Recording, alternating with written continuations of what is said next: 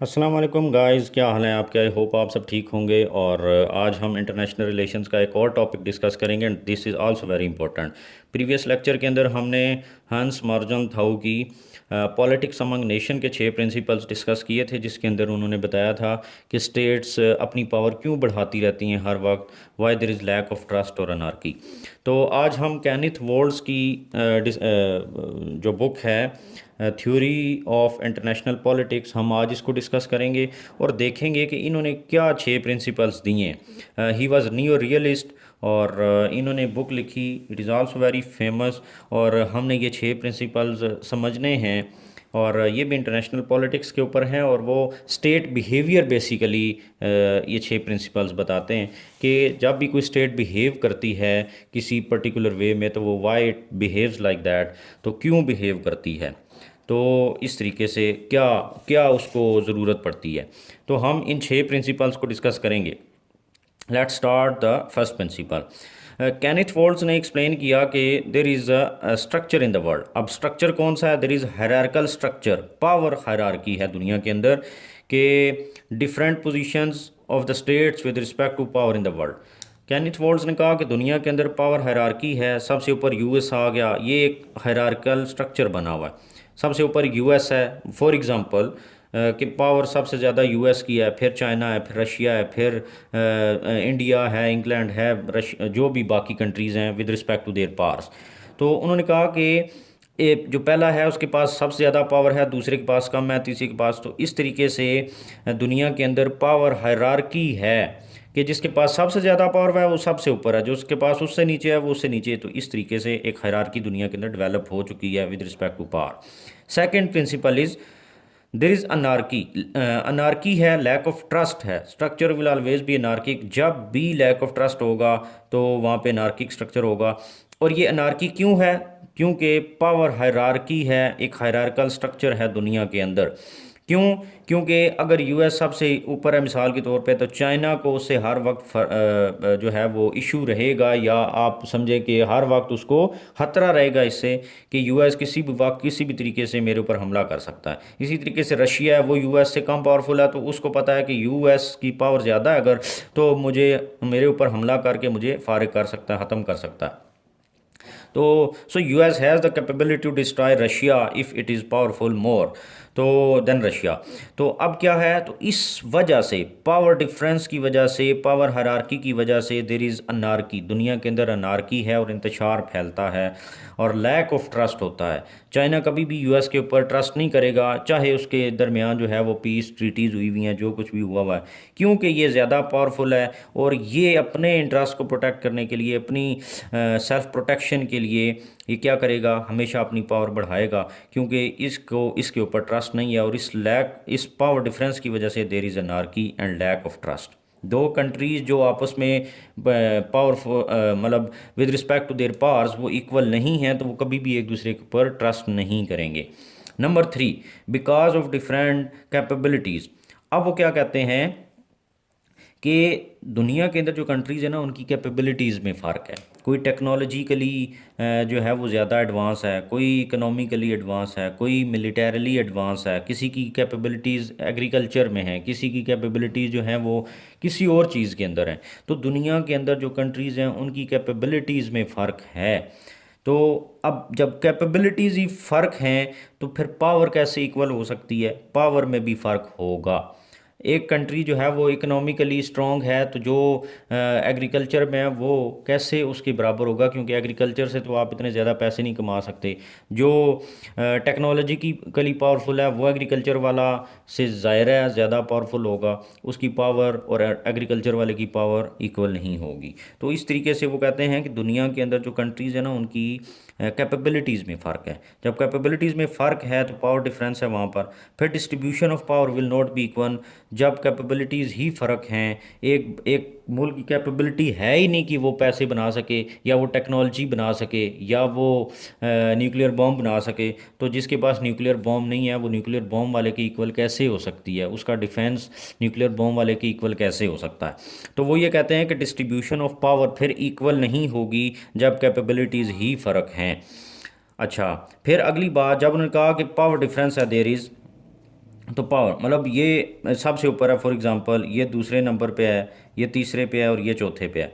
तो ये वाला इसकी कैपेबिलिटीज़ ज़्यादा एडवांस थी, ये ज़्यादा अच्छे तरीके से अपनी जो है वो प्रोटेक्शन और अपने आप को आगे लेकर जा सकता है दुनिया में।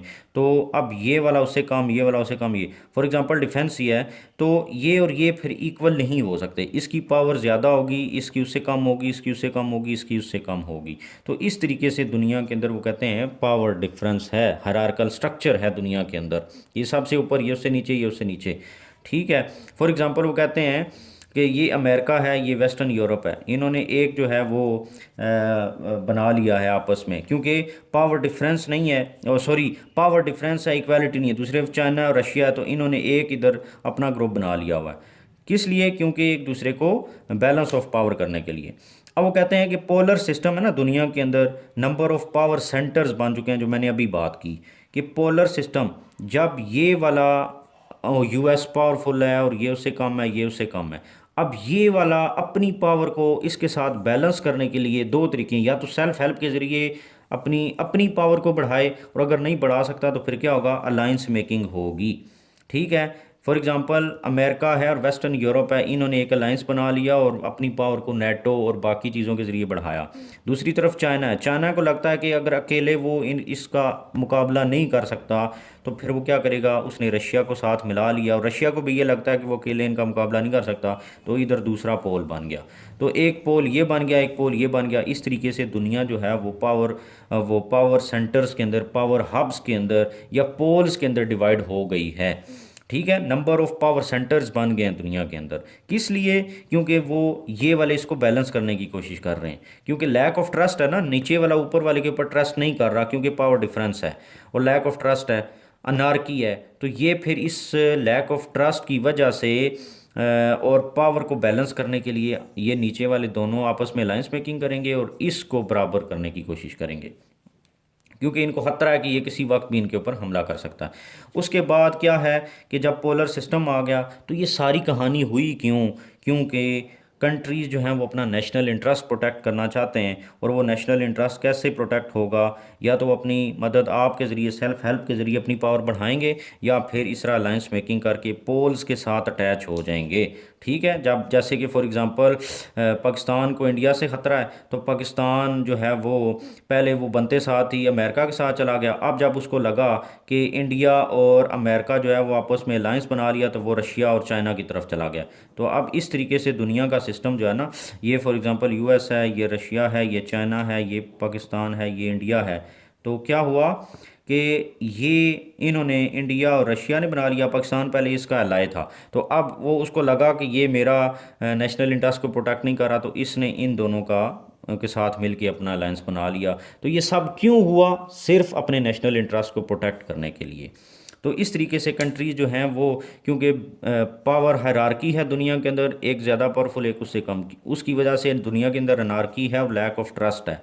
और क्यों है ये पावर हायरार्की? क्योंकि दुनिया में मुल्कों की कैपेबिलिटीज़ में फ़र्क है। जब फ़र्क है तो पावर इक्वल नहीं है, और दुनिया पोलर सिस्टम के अंदर डिवाइड हो गई है। और ये सब कुछ क्यों हो रहा है पोलर सिस्टम के अंदर? क्यों दुनिया डिवाइड हुई है? क्योंकि उसको बैलेंस करने के लिए और अपने नेशनल इंटरेस्ट को प्रोटेक्ट करने के लिए। अब जो नॉन रियलिस्ट हैं वो क्या कहते हैं? वो कहते हैं कि दुनिया जो है ना, ये नियो रियलिस्ट ने दुनिया को एक विशियस साइकिल के अंदर फंसा के रख दिया है। दुनिया जो है वो अपनी पावर पॉलिटिक्स कर रही है, और ये कभी भी रिलायबल नहीं होती।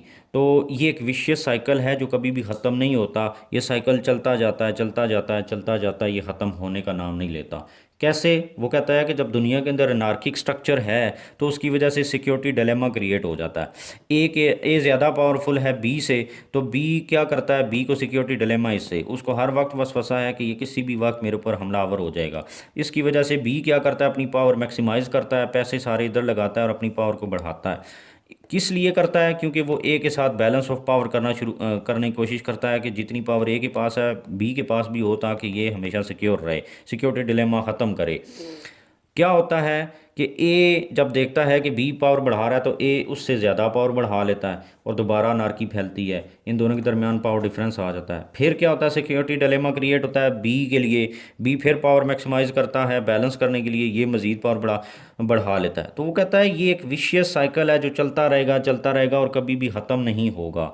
तो वो कहते हैं कि कंट्रीज़ को इस विशियस साइकिल से जान छुड़ानी चाहिए और ये मिलिट्री सॉल्यूशंस करने के बजाय वो अपने नेशनल इंटरेस्ट को कैसे प्रोटेक्ट करें, कोऑपरेशन के ज़रिए। जब कोऑपरेट करेंगे तो उससे ह्यूमन डेवलपमेंट होगी, कंट्रीज़ एक दूसरे की मदद करेंगे, जो पावरफुल हैं वो गरीबों की मदद करें, और इस तरीके से सारी दुनिया जो है वो पीसफुली अपने आगे बढ़ेगी।